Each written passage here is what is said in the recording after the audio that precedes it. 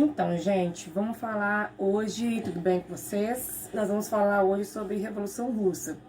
Bem, antes de falar sobre Revolução Russa, na verdade, vocês já perceberam que eu nem gosto muito de ficar destrinchando todo o conteúdo, até porque vocês têm o livro, vocês têm outros meios, como internet, para pesquisar sobre cada fato em si, datas e tudo mais. O importante é que vocês, antes, para vocês irem estudar, é vocês entenderem os conceitos, vocês estarem munidos de conceitos básicos para poder estudar a matéria, até mesmo de casa, né? Então, primeiro, para entender a Revolução Russa, a gente vai entender primeiro o conceito de revolução.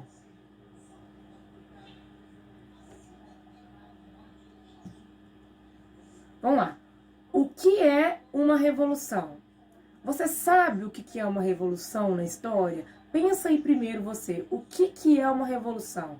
Dá um pause no vídeo, escreve aí no seu caderno. O que é uma revolução? Independente de qual seja.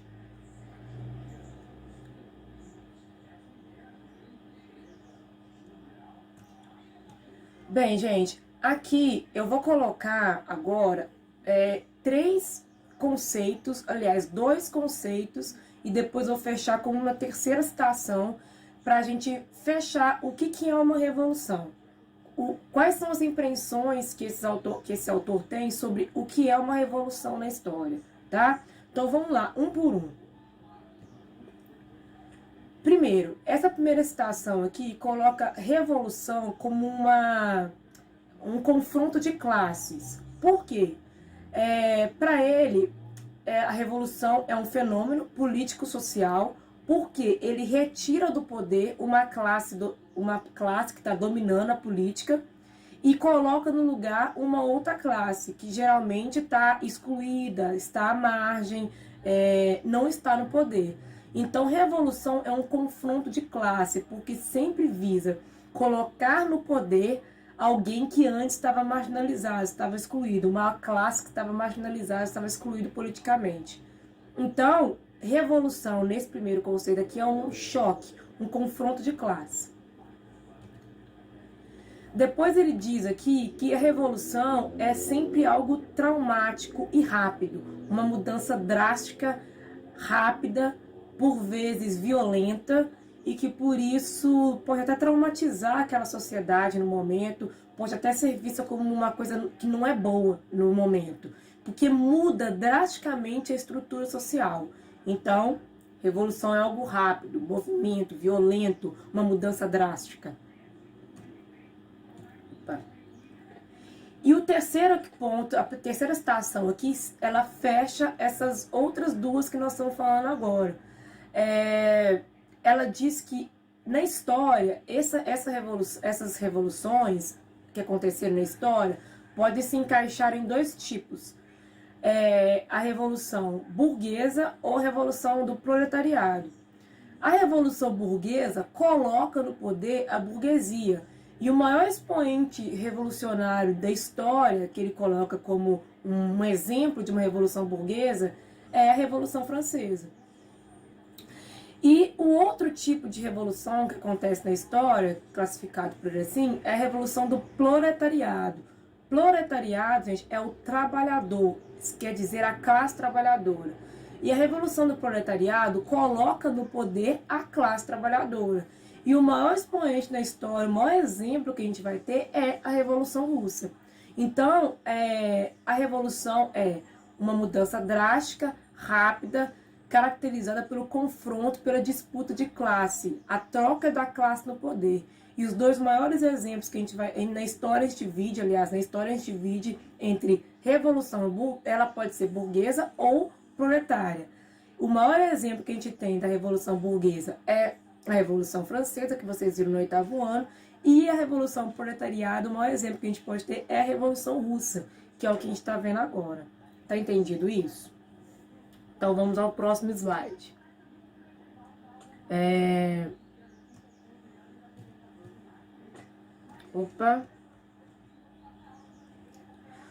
Por que a Revolução Russa foi considerada uma revolução? O que aconteceu lá que a gente pode considerar aquilo uma revolução, inclusive uma revolução tão importante para a história. Então, nesse próximo slide, a gente vai analisar uma reportagem. Aliás, vocês vão analisar agora uma reportagem. Olha aí. Há 100 anos, uma revolução mudou a Rússia e teve impacto mundial. É uma reportagem de 2017. Analisa ela aí. Vamos à próxima. O próximo slide são eu coloquei para vocês aqui algumas partes da tese de Abril.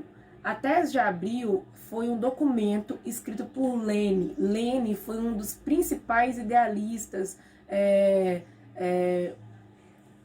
aquele que mais as ideias da Revolução Russa se foram consolidadas, vamos dizer assim, foram pensadas por ele. O Lenin, quando volta para a Rússia junto com Trotsky, ele pensa ele pensa e escreve as teses de Abril. Eu não sei se está dando para vocês ler aí, porque eu coloquei alguns trechos e ficou pequeno. Mas se você estiver conseguindo ler aí, dá um pause para mim e dá uma lida nas teses de Abril.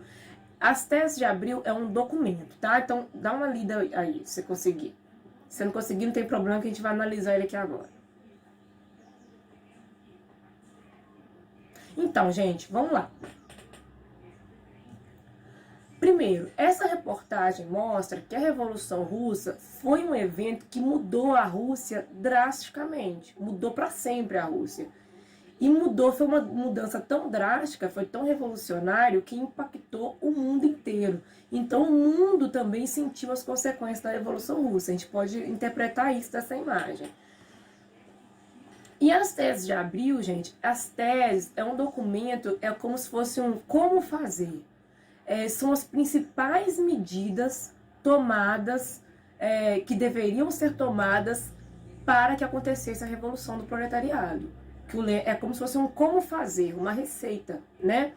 E o Lenin, eu destaquei 3 coisas aqui das teses de Abril para vocês verem. Olha, primeiro, Lenin dizia que o poder tinha que estar na mão do proletariado, da camada mais pobre, tá em vermelho aí, não sei se vocês estão vendo, dos camponeses. Então o poder tinha que estar na mão do trabalhador.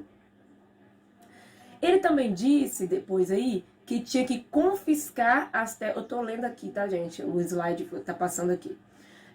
Que tinha confiscar as terras dos latifundiários, ou seja, tirar a terra de quem tinha muita terra e nacionalizar essas terras, ou seja, distribuir essas terras igualmente para a população, principalmente para o proletariado.